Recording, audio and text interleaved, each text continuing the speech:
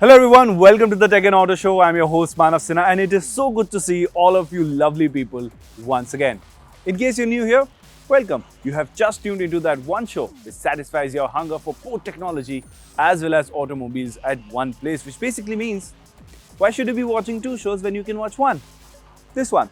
Now just like every time, there's a lot of action that we have planned for you in this episode. So let's get to it right away by first showing you a glimpse of what you can expect over the course of the next half an hour. This week, we'll be going for a drive in the new BMW 5 Series. Then, we'll talk about the Infinix Hot 11S and also take you for a ride on the fastest Triumph in the world, the Triumph Speed Triple 1200 RS. So yes, a lot of action, like I promised, on this episode. And we're going to start off with a luxury sedan that's one of the best-selling sedans in its segment, and that has been the case for quite a few years now. What I'm talking about is the BMW 5 Series. Now for the year 2021, it's got some updates. Let's take a closer look up next.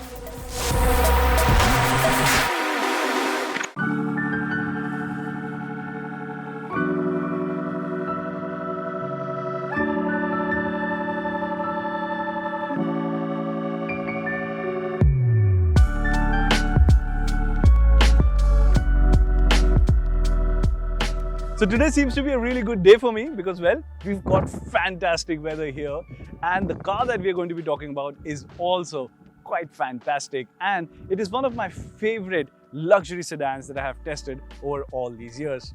It is this one, as you can clearly see. This is a 2021 version of the BMW 5 Series.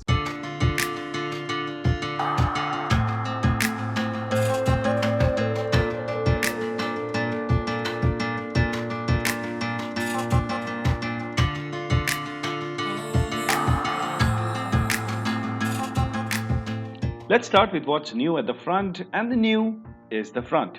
It has a bigger grille than before, which is also placed a bit lower and is flanked by sharper looking headlamps. Speaking of headlamps, they have L-shaped DRLs surrounding the quad headlamp setup and also feature BMW's laser light technology, which gives it fantastic visibility at night. Then the bumpers have been updated too, and it has all become a bit more angular and sportier. At the back, the tail lamps are similar to what we saw on the new BMW 3 Series, having a chunky look. All in all, the stance of the 5 Series has also become better, and one of the reasons for that is that the car is now 27mm longer than before. All of the dimensions remain the same.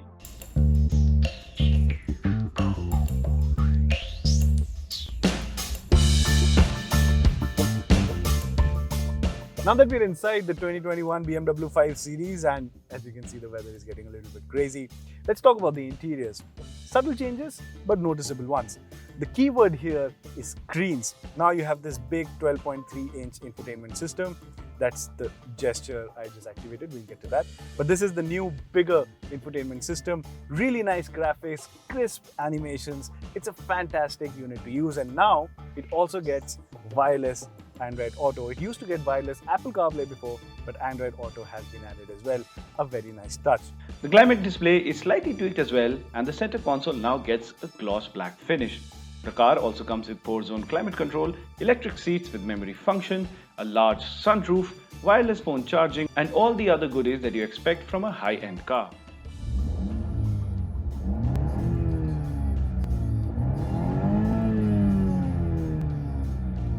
The other screen over here is the instrument cluster. This is now an all-digital unit. This is similar to what you got in the BMW 7 Series as well. And it's a little bit of a mixed bag. It does take time getting used to, but once you get used to it, it is a great unit to have. And that alone makes the BMW 5 Series feel up to date with modern technology. And having said that, the other good bits from the older BMW 5 Series is still here, which includes the likes of the gesture controls, which allows you to control the audio and have custom gestures over here as well, which you can do on the BMW 5 Series. The instrument cluster gets different styles based on the driving mode that has been selected and shows all the information that you would want from it, and maybe too much at times. The infotainment system, on the other hand, now comes with BMW's latest generation operating system and allows you to control all of the functions of the car by gestures, a dial at the center console, and it obviously is a touchscreen unit.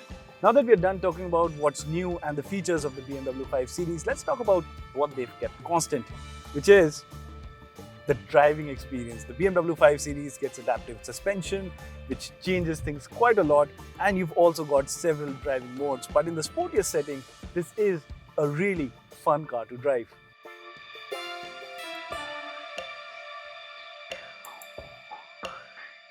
We tested the 530i variant of the 5 Series, which is the only variant with a petrol engine option. This gets a 2-litre 4-cylinder turbocharged engine that makes 252 horsepower and 350 Newton meters of torque. This engine is not the quickest of the lot, but it still packs heaps of capabilities and has enough grunt to make it enjoyable.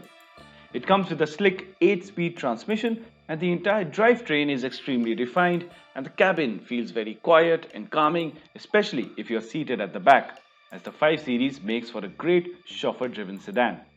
However, if you want to drive it yourself, you will be extremely pleased with the feedback from the steering and the way the chassis and suspension has been set up, which makes for a confidence-inducing drive. On the whole though, the driving experience is not all that different, but it is still a great one. But before we wrap things up, we of course have to talk about the feature that gets people talking.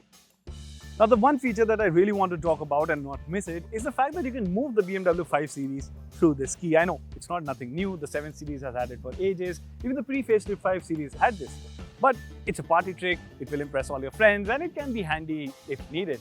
So how it happens is you can connect the key to the car, you can start it remotely, and once you have done that, with the touch of a screen, just like that, you can even move the car ahead as well. You can pretty much take it for a walk if you want to. That's how cool the 5 Series is.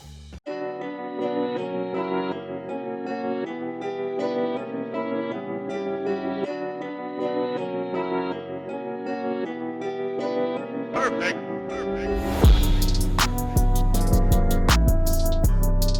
So there you have it. This is the 2021 BMW 5 Series, and in this age of big fat SUVs, this sleek long sedan is really holding its ground really well, and with the changes that it's got better value for money to offer as well.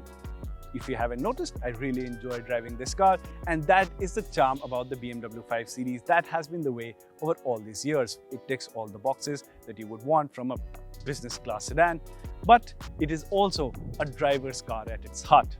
And with that, the BMW 5 Series still remains to be our pick of the segment.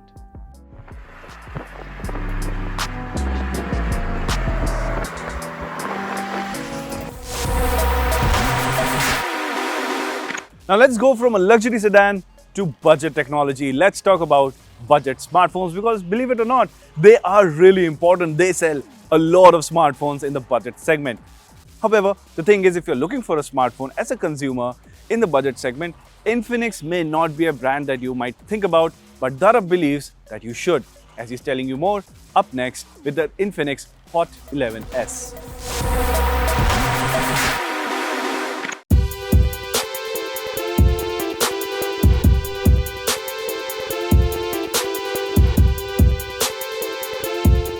Now, Infinix is a brand that is almost always ignored while looking at budget smartphones.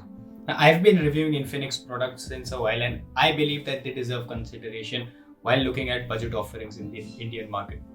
But not every smartphone is the same. Now, Infinix has launched this Hot 11S recently, and I will tell you if this smartphone is any good.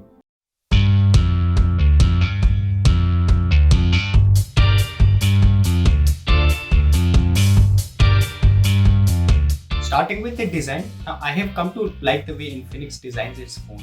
It has this interesting gradient finish with zigzag patterns. I quite like this green color that Infinix puts out on the smartphones. The camera module looks different. It's very Huawei-like approach. It makes it look like a camera-centric smartphone while it's not. All in all, it's a good design. Just the back panel can be a bit of a fingerprint magnet.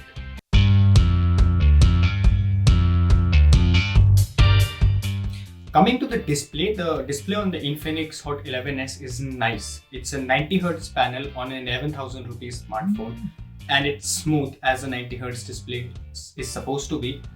Brightness is also nice. In no situation it will leave you asking for more. In outdoors also it's pretty good.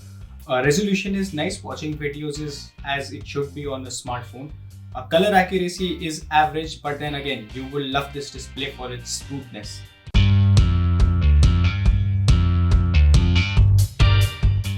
The performance is nice. Multitasking on the Infinix Hot 11s is not an issue. Since it is a gaming-centric budget smartphone, it does run games smoothly. I played games like Battlegrounds Mobile India and it gave no issues. There was a little bit of heating up, but it's nothing to be worried about. The 90Hz display also helps in making the phone feel faster. The benchmark scores of the Infinix Hot 11s are also pretty good. However, as I've always said, XOS is not the best Android skin. There are lots of gestures and swipes that take a little bit of getting used to.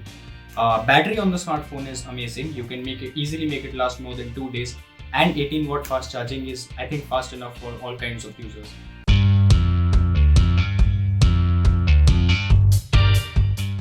Now the camera on the Infinix Hot 11s, despite this interesting looking camera module, is not very nice.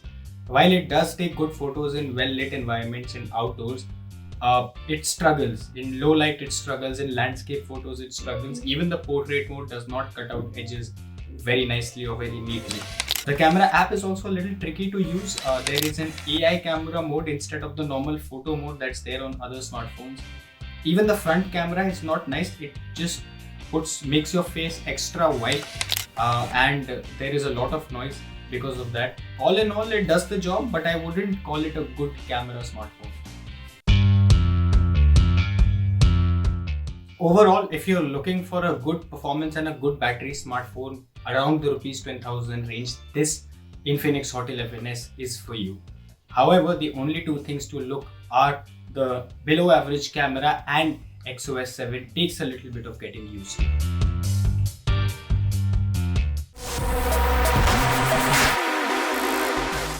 Welcome back. You're watching the Tech and Auto Show and I'm your host Manav Sinha. Now, as promised, now that we are back from the short commercial break, it's time to talk about the fastest Triumph motorcycle that you can buy in India. That motorcycle is called the Triumph Speed Triple 1200 RS, and it's a bonkers motorcycle, and that's a line that I will say once again once the review airs. Having said that, this is one of those maddest motorcycles that I have ever ridden, and without any further ado, I cannot wait to tell you just how exciting that motorcycle is to ride. Take a look.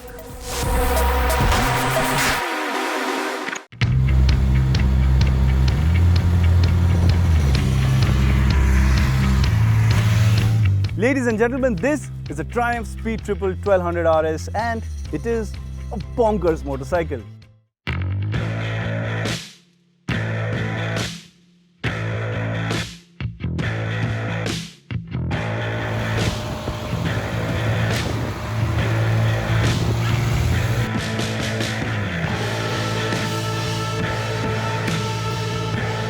So what really has happened is that Triumph has taken the already phenomenal Speed Triple 1050 and has told it to go to the gym, bulk up a little bit, pack a little bit more punch, but at the same time lose some weight, get a bit more angular, a bit more chiseled as well.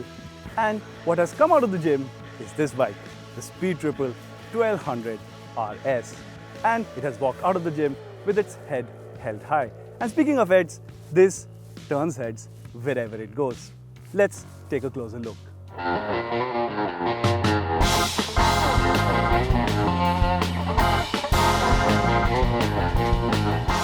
The Triumph Speed Triple 1200 RS turns heads wherever it goes because it looks fast, and yet it is very compact in size. All new from the ground up, the minimalistic tail section, the comparatively compact headlamp units, and the muscular fuel tank give the bike a proper Street Fighter look. And while we do miss the underseat exhausts, the new side-slung exhaust just decreases the visual mass of the motorcycle. And everywhere you look, you will see quality.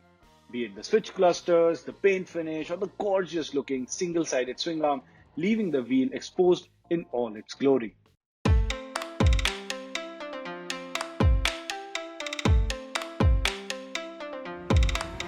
And the story continues when you talk about the ergonomics as well, because the motorcycle feels a lot more focused now. It just feels like you're going fast, even when you're just cruising around, and that's a fantastic feeling.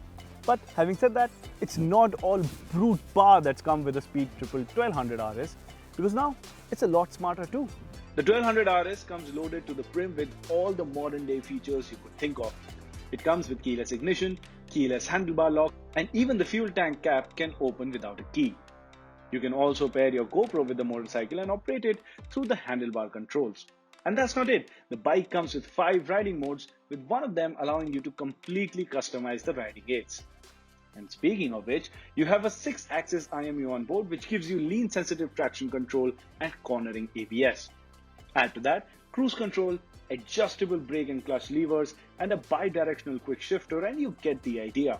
The Speed Triple 1200 RS is not only equipped to make you faster, but also it makes everything safer. Now with all of that done, all of that out of the way, let's talk about the highlight of the motorcycle, which is pretty much a similar story with all modern Triumph motorcycles now, which is this engine right here. This is the big part why this motorcycle feels so mad to ride. And I also want to point out the fact that this motorcycle is properly loud. Yes, this is an exhaust can, and still it sounds like this.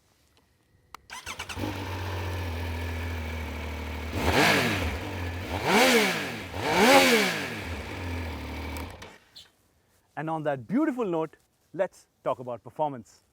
It is powered by a new 1160cc inline 3-cylinder engine that makes a mind-bending 180 horsepower and 125 Newton meters of torque. This is a massive 30 horsepower more than before, and mind you, all of this while the bike has got lighter and now weighs only 198 kilos wet. Triumph has also fitted top-of-the-line Metzeler Racetech RR tires, which have ample grip even when you are pushing the motorcycle hard. And when you do so, you will need good brakes. And the Speed Triple has Brembo Stylema calipers, which in short are the best in the world. Lastly, even the suspension is completely adjustable for rebound, compression and preload, both at the front as well as at the back.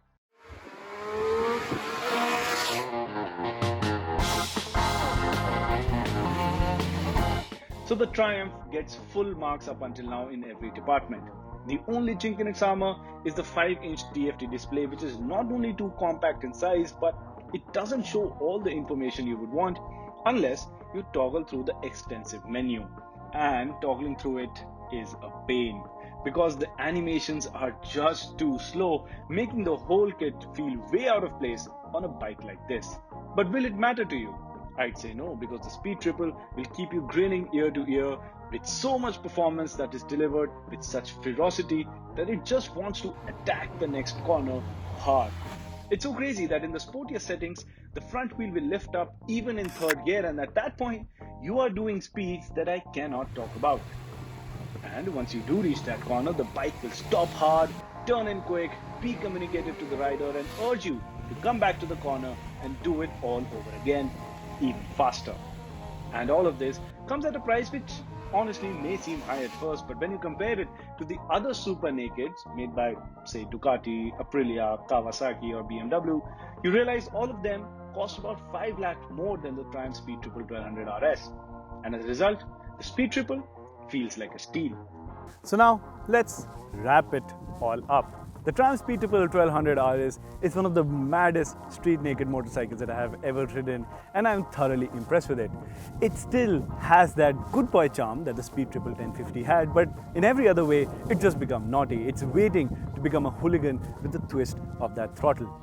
But having said that, it is much more capable, also a lot more safer, sounds better. This is a vast improvement in every single sense. So, the fastest Triumph street naked motorcycle continues to be an impressive one even today.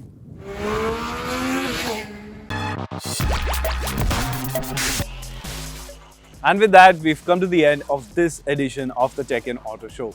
How did you find the show? Is there anything you have to say, anything you want us to cover, or you simply want to have a conversation with us? Well, reach out to us on our Twitter handles. We are more than happy to talk. If it's about technology, reach out to us at News18Tech. If it's about automobiles, reach out to us at News18Auto. And remember, by logging on to news18.com, you can read more on both these industries. Well, that's about all for today. I'll catch you same time next week, only on CNN News 18.